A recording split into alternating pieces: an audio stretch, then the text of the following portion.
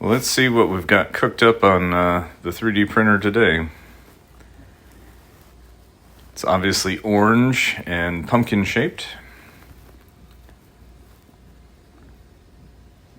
Let's get a closer look.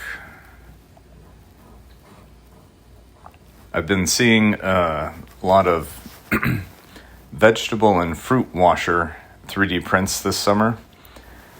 So I thought for the fall that it might be nice to have a pumpkin-themed vegetable fruit washer for the kitchen. So we'll have to try it out and see how it works. Got some fresh blueberries from the grocery store. And these will work nice to test out.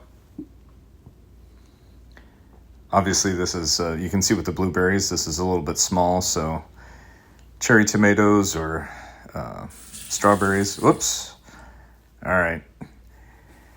Yeah, recording with my phone and trying to get the water lined up with the spout there from the pumpkin stem. That didn't work out, so let's try this again.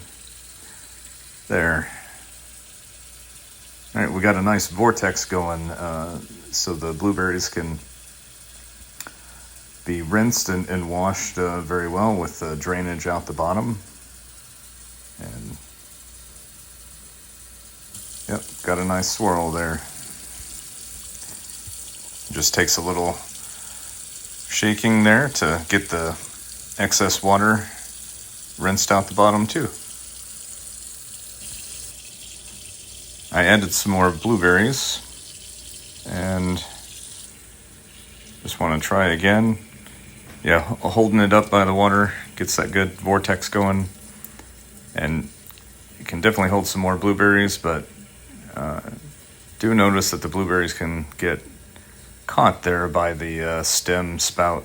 But with more water in there, they're still spinning around good and getting a nice rinse.